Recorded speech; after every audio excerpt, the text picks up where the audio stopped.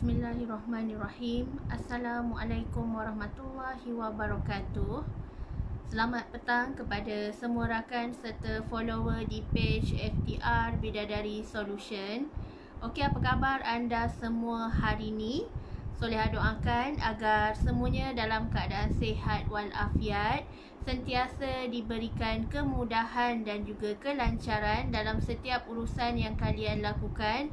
InsyaAllah dipermudahkan oleh Allah Subhanahu Wa Taala. Okey, hari ini merupakan sharing ilmu daripada Soleha hari yang ke-149. Alhamdulillah. Tajuk kita hari ini adalah tawajuh dalam menuntut ilmu, insyaAllah. Hai, waalaikumsalam Angga Masyita. Hai, waalaikumsalam Kak Ba'iyah. Hai, waalaikumsalam Bi Hasna. Okey, Alhamdulillah. Soleha nak minta tolong share dan kongsikan Soleha punya link page live pada petang ini, supaya lebih ramai yang akan dapat manfaat daripada perkongsian ilmu yang berkat, insyaAllah. Okay, thank you kepada semua yang sudi sharekan. Alhamdulillah. Sebelum tu, jom sama-sama kita berselawat dan juga berdoa. Semoga Allah memberkati majlis ilmu kita pada hari ini, insya-Allah. Allahumma salli ala Sayyidina Muhammad wa ala alihi Muhammad. Allahumma salli ala Sayyidina Muhammad wa ala alihi Muhammad. Allahumma salli ala Sayyidina Muhammad wa ala alihi Muhammad. Bismillahirrahmanirrahim. Allahumma aftah alaina hikmataka wa ansyur alaina min khazaini rahmatika ya arhamar rahimin. Rabbi syrah li sadri wa yassir li amri wahlul 'uqdatan min lisani yafqahu qawli. Amin ya Allah ya mujib. Okay, thank you Ida. Tolong share, tolong seru, tolong like, komen dan sebagainya. Alhamdulillah. Hai, waalaikumsalam semuanya. Hai Nusyahidah Hamidi. Hai Umi Hendon. Alhamdulillah. Adakah anda faham apakah maksud tawajuh? Sebelum tu kita kena faham dulu apa maksud tawajuh. Tawajuh tu adalah tumpuan hati kepada Allah Subhanahu Wa Taala. So, hari ni Soleha nak ajak anda semua untuk sama-sama audit diri dan sama-sama muhasabah diri dari segi kita dalam menuntut ilmu. Kita semua tahu kan?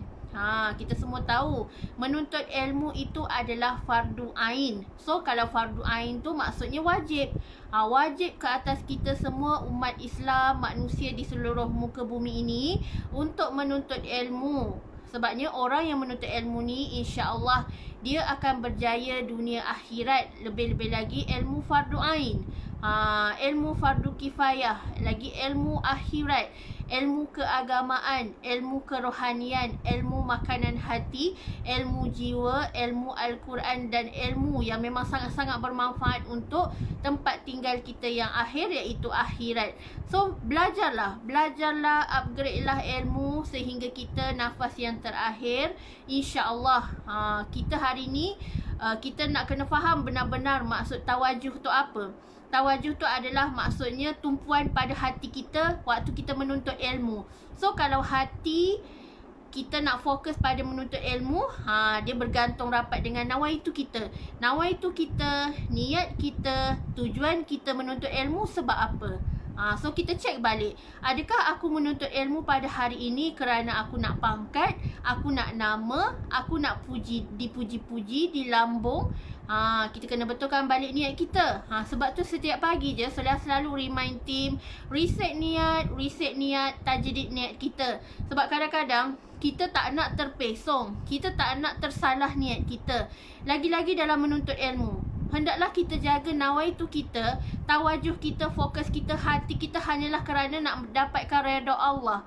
Hanyalah kerana lillahi ta'ala. Tak ada sebab lain. Tak ada sebab lain, tak ada kepentingan peribadi, tak ada kepentingan keduniawian, tetapi kita nak hanyalah semata-mata kerana ukhrawi kita, kerana akhirat kita. Sebab dunia ni hanya tempat persinggahan, tempat kita bercucuk tanam, dan di hari akhirat kelaklah tempat kita nak menuai hasilnya, kita dapat buah dia, dapat hasil daripada apa yang telah kita laburkan di dunia ini. Contohnya pelaburan ilmu. Pelaburan ilmu adalah pelaburan yang tak akan rugi selama-lamanya, kerana kita hanya melabur sekali seumur hidup. InsyaAllah kesan dia, manfaat dia, barakah dia kita akan dapat seumur hidup kita. So betulkan balik niat kita dalam menuntut ilmu.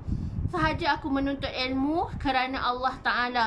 Ya Allah, semoga apa yang aku belajar pada hari ini aku dapat sebar luaskan kepada orang lain pula. Sebab tu kalau kita ada ilmu pada hari ini, kalau kita nak jadikan ilmu tu bermanfaat, kita tak boleh belajar seorang-seorang. Bermaksud di sini, apa yang kita tahu tu, itulah yang kita sharekan, itulah yang kita sebar luaskan. Contohnya, kalau Soleh belajar Soleh ada mentor, Soleh belajar di Circle Spire, berbayar. And then Soleh share semula pada tim Soleh dengan gaya dan bahasa Soleh sendiri. Di situlah bermaksud sharing ilmu. Di situlah bermaksud ilmu tu disebar luaskan dan dimanfaatkan ke jalan yang Allah redha. Di mana kalau kita tahu sesuatu, kita tak boleh simpan seorang-seorang. Kalau kita tahu sesuatu, kita tak boleh, orang kata, selfish, pentingkan diri. Tetapi kita ajarkan pula kepada orang lain, insya-Allah itulah ilmu yang barakah.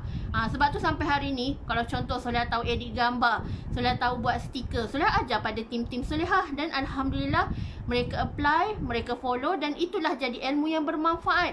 Daripada kawan kita tak tahu apa-apa, bila dia belajar, bila dia follow, dia trust the process, dia harungi learning process tu dengan sabar, maka hasilnya mereka dapat sesuatu daripada hasil pembelajaran tu. Itulah menjadi ilmu yang bermanfaat.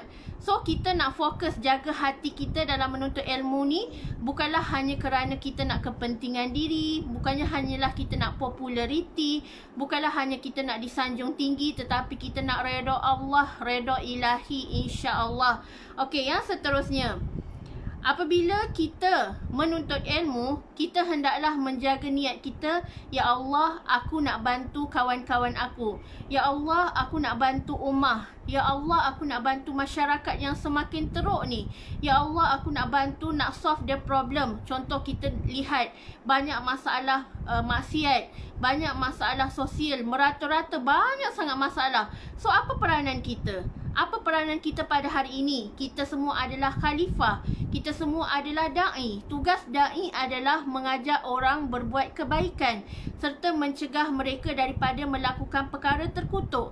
So, apakah peranan kita pada hari ini? Adakah kita telah bersungguh-sungguh untuk menjadi da'i pada masyarakat? Kita ni umat Nabi Muhammad.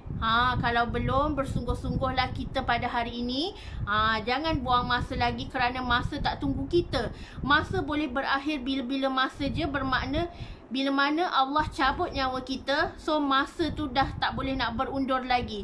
Masa tu tak boleh nak berputar balik. Kita kena harungi. Kalau Allah dah takdirkan kita saat ini kita mati, kun fayakun, maka mati itulah pengakhir daripada kita melakukan segala kebaikan di dunia, dan segala amal kita dunia itulah yang akan bawa kita untuk selamatkan kita di hari akhirat kelak. Andai dekat dunia kita tak ada ilmu pengetahuan, kita tak nak belajar, kita sombong, kita ego, so bagaimana amal kita, bekal kita nak bawa akhirat nanti? Sebab itu dekat dunia ni lah kita bersungguh-sungguh.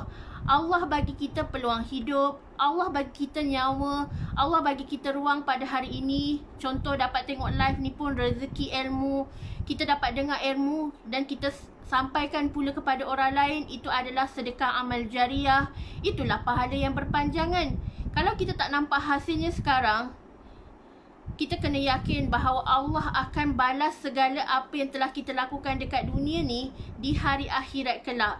So jangan tanya kenapa aku tak dapat lagi dekat dunia ni sekarang. Jangan tanya. Tetapi kita buat je. Buat kerana Allah Ta'ala. Jaga nawaitu kita. Ikhlas lillahi ta'ala. Ya Allah, aku nak menuntut ilmu. Ya Allah, aku nak sebarkan ilmu. Ya Allah, aku nak berdakwah kerana-Mu. Ya Allah. So dekat situ kita dapat faedah dan manfaatnya. Lagi satu, bila kita fokus pada hati kita untuk menuntut ilmu, insya-Allah Allah akan tajamkan akal fikiran kita.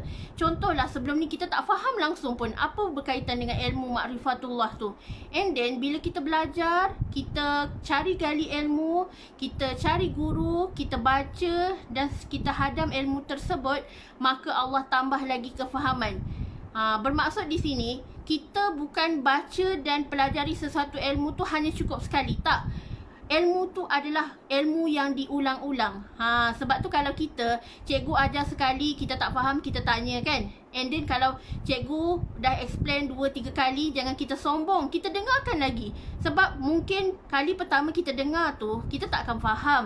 Kali kedua kita dengar pun kita masih lagi kurang faham. And then kali kelima yang kita dengar tu, baru Allah bagikan kefahaman tu yang sebenar-benarnya kefahaman pada diri kita. Sebab tu jangan kita merungut, jangan kita komplain kalau orang bagi ilmu, kita bersyukur. Sebab kefahaman tu Allah bagi saat yang tepat. Mungkin kefahaman tu kita akan faham pada kali ke-10, wallahu a'lam. Allah yang lebih mengetahui. Yang penting jangan kita putus asa, jangan give up, teruskan menuntut ilmu kerana Allah Ta'ala. Kerana ilmu itu adalah cahaya yang akan menunjukkan kita ke jalan yang lurus, bukan jalan yang sesat. Lagi-lagi kita nak balik ke tempat tinggal akhir kita, iaitu akhirat yang kekal abadi. Kita nak balik dengan selamat, kita nak ada bekalan akhirat kita. Macam mana kita hari-hari baca Al-Quran, macam mana hari-hari kita solat. Semua tu adalah perlukan ilmu. Tak ada orang yang tiba-tiba lahir-lahir pandai solat. Tak. Semua orang perlukan pembelajaran. Semua orang perlu menuntut ilmu. Sebab tu anak-anak kita dibawa pergi sekolah, mak ayah didik dekat rumah, ajar mengaji, ajar solat seawal usia 4-5 tahun dah ajar solat dah. And then 7 tahun anak tak solat dah boleh rotan. 10 tahun anak tak solat, kita dah rotan dah, kita nasihat lagi. So itulah kita, pendidikan ibu bapa. Bagaimana nak didik anak-anak kita supaya rajin solat, supaya takutkan Allah, bukan takut ibu bapa. Ibu bapa sendiri pun kena mainkan peranan yang penting. Sebab kita tak nak anak-anak kita lakukan sesuatu perkara tu sebab dia takut dengan mak ayah dia. Tetapi didik dan ajarlah anak kita supaya lakukan sesuatu amalan ibadah dan menuntut ilmu tu kerana takutkan Allah. Sebab tu Soleh selalu ulang-ulang dekat anak-anak, anak-anak jangan takut, tetapi takutlah pada Allah. Kalau anak-anak semua tipu mak ayah, tapi Allah tu maha mengetahui. Itulah yang Soleh selalu ulang-ulang, kata tak apalah kalau nak tipu mak, tak apalah kalau nak tipu umi dengan abah, ayah. Tetapi kalau kita, Allah tu maha mengetahui. Boleh tipu umi dengan ayah, tetapi korang takkan boleh tipu Allah. Allah lihat apa yang korang buat. Sampai kan Soleh cakap dengan anak-anak, kalau korang nak tahu, kat rumah ni ada CCTV tau. Ada kamera.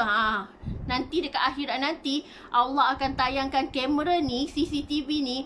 Tengok, contoh kakak ambil barang umi, kakak ambil barang umi tanpa kebenaran.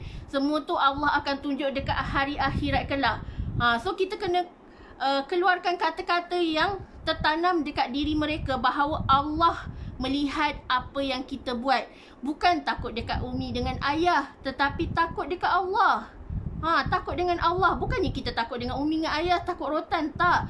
Tetapi tanamkan dekat jiwa mereka, takutkan Allah. Allah lihat segala perbuatan kita. So kita kena ada, orang kata ilmu parenting tu kena pandai psycho mereka juga. Kita kalau boleh tak nak mereka tu buat sesuatu tu bukan kerana Allah Ta'ala, tetapi kita didik mereka, ya Allah, anak-anak semua lakukanlah solat tu kerana Allah, mengaji kerana Allah Ta'ala. Mungkin mula-mula rasa terpaksa, tak ikhlas, rasa nak memberontak kan. Anak-anak solat pun macam tu juga. Kadang-kadang diorang memberontak, kadang-kadang tak nak. Tetapi kita just ulang-ulang ayat tu untuk mereka takut Allah. Kita cakap dengan mereka, kalau nak pergi syurga, wajib solat. Kalau tak nak ikut umi dengan ayah pergi syurga, bye-bye, umi dengan ayah pergi dulu ya. Dia akan sedih, dia akan nangis sebab dia tahu matlamat akhir dia adalah syurga. Matlamat akhir dia adalah redha Allah. Matlamat akhir dia kerana dia tak nak buat dosa tu kerana takutkan Allah. Bukan kerana takut ibu bapa, tetapi takutkan Allah melebihi daripada takut makhluk, insya-Allah.